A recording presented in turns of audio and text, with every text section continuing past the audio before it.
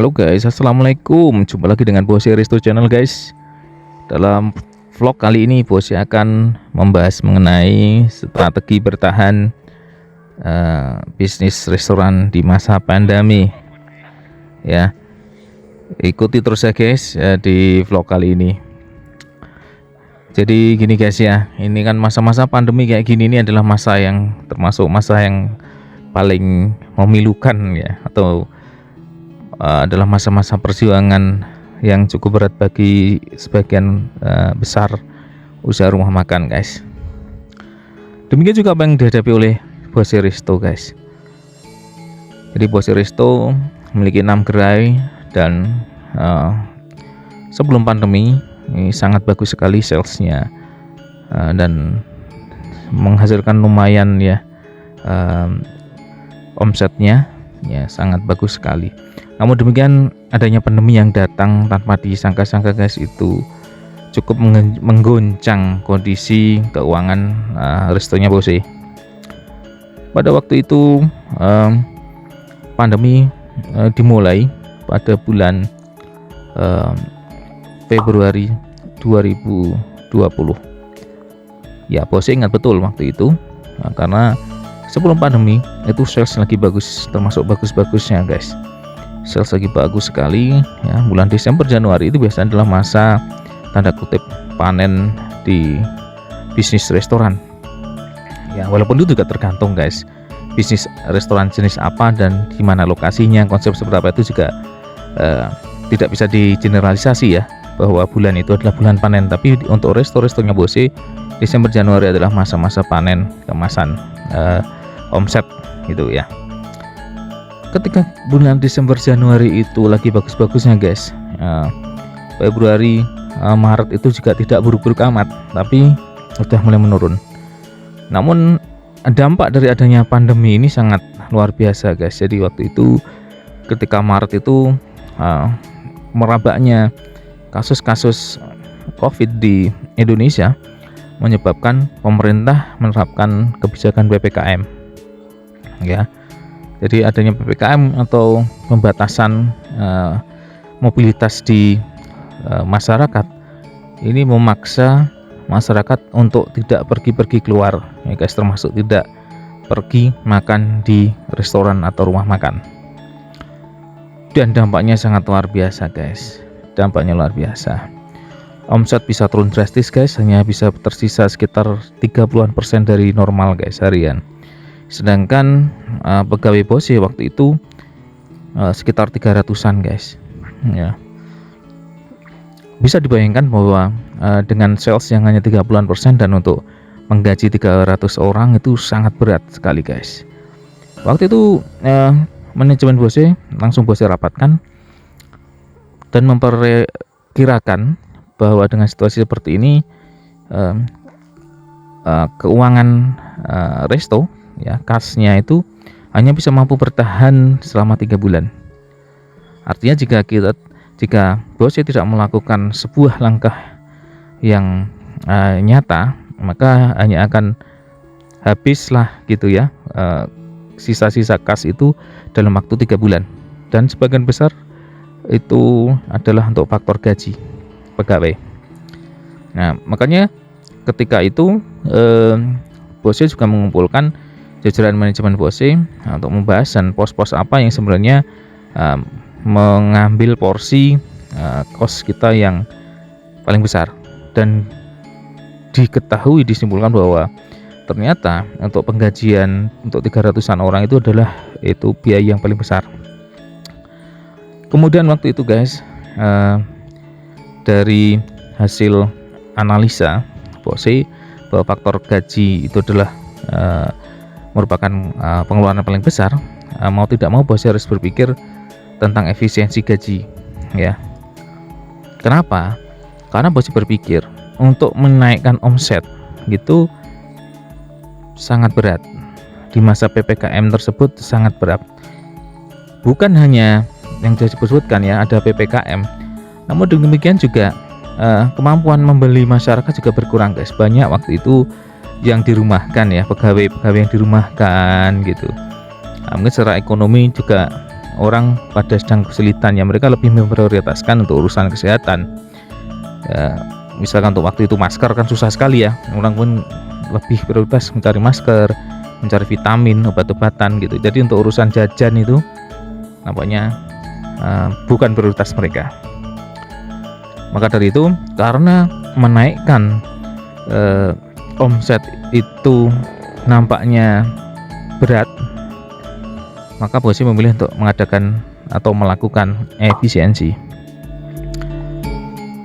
Sebuah tindakan atau keputusan yang berat sebenarnya bagi Bose untuk melakukan efisiensi pegawai, karena Bose mengingat bahwa di belakang satu pegawai itu yang sudah menikah itu dia paling tidak punya satu istri dan mungkin sudah pada punya anak ya. Di belakangnya minimal ada 2 orang yang menggantungkan diri terhadap restonya Bose. Namun apa boleh buat ya, Bose waktu itu berpikir kalau ibaratnya kapal sedang berlayar di lautan, maka waktu awal-awal COVID itu adalah sedang diterjang badai, sedang menghadapi badai yang sangat besar sekali dan sangat ganas sekali. Mau tidak mau ya, kita harus menghadapi itu jika kita ingin melewati lautan tersebut dengan sukses dan kapal kita tidak karam.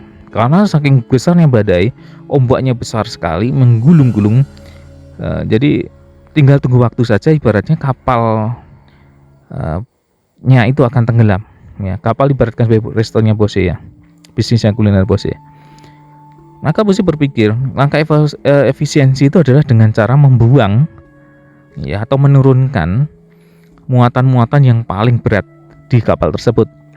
Dan dalam konteks restonya Bose itu tadi sudah disebutkan di depan bahwa pos yang paling besar itu adalah untuk penggajian karyawan, itulah pos yang paling besar.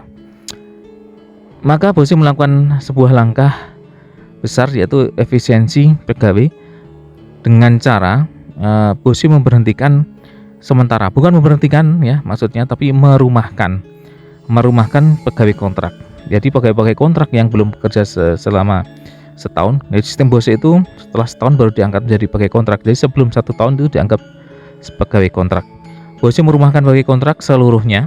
Kemudian Bose juga membuat sistem kerja seminggu masuk seminggu libur bagi pegawai. Maaf. Dan itu diperlakukan dengan sangat terpaksa guys ya. Jadi daripada tidak bisa bertahan lebih lama ya, terpaksa Bose melakukan hal tersebut. Jadi langkah efisiensinya adalah merumahkan pegawai kontrak dan membagi pegawai menjadi 2 shift yang mana masuknya masing-masing seminggu sekali. Kenapa kok dibuat seminggu sekali? Karena maksudnya Bose dengan cara seminggu sekali itu mereka lebih banyak juga waktu istirahat dan juga mungkin mereka bisa menyambi pekerjaan lain ya. Kalau sehari selang sehari takutnya mereka tidak bisa menyambi, tapi mungkin kalau seminggu mungkin yang punya keahlian untuk misalkan listrik atau reparasi apa ya, atau ikut ojek online, itu bisa cukup membantu mereka ya lebih fokus mencari sampingan. Itu alasannya Bose ya guys ya. Jadi itu salah satu langkah yang Bose ambil adalah merumahkan pegawai kontrak dan membagi hari kerja pegawainya Bose seminggu sekali, jadi menjadi 2 shift itu. Dan apakah itu berdampak kepada pelayanan? Nampaknya tidak guys, karena sudah disebut tadi di depan bahwa ini pelanggan ini hanya sekitar 30% yang masih berani untuk datang makan atau dibungkus ya. Bahkan waktu itu kan harus dibungkus semua guys ya, rumah makan. Jadi Anda melayani bungkusan itu yang hanya 30% dari pelanggan biasanya, cukuplah pegawai Bose di setiap gerai. Itu guys langkah yang pertama. Langkah yang kedua yang Bose lakukan untuk bertahan adalah Bose membuat paket-paket untuk online ya, melalui ojol ya, aplikasi-aplikasi pesan antar makanan.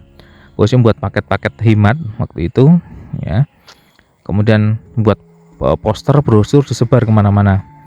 Itu cara yang kedua guys. Jadi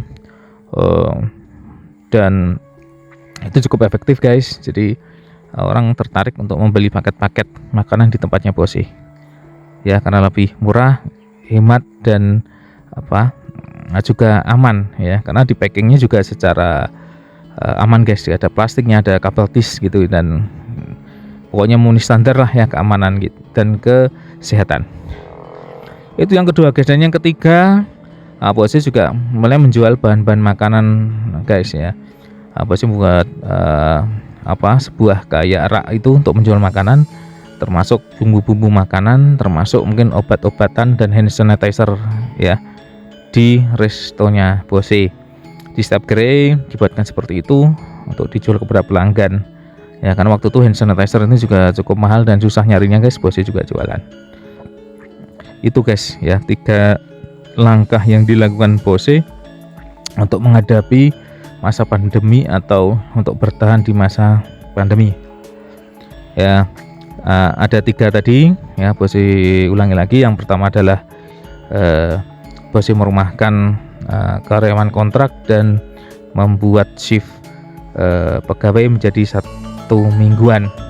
Kemudian yang kedua itu Bose optimalisasi penjualan online, dan yang ketiga Bose menjual barang-barang di luar menu yang sifatnya mendukung dengan situasi keadaan PPKM.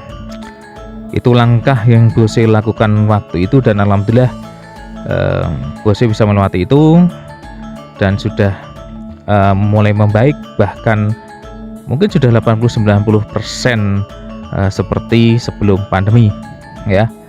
Dan kita semua berdoa guys, semoga pandemi segera berakhir, kemudian situasi ekonomi membaik, dan usaha-usaha termasuk usaha kuliner juga kembali lagi menjadi cerah kembali ya. Demikian sharing pengalaman Bose selaku owner rumah makan atau owner resto dalam menghadapi pandemi. Semoga ada manfaatnya, kurang lebihnya mohon maaf. Jika ada saran, masukan, komentar, silahkan ditulis di kolom komentar, dan jika ada manfaatnya silahkan berikan tanda jempol Anda atau di-share ke mungkin teman, saudara, atau siapapun juga ya. Kurang lebih mohon maaf. Wassalamualaikum warahmatullahi wabarakatuh, dan hidup Matiang.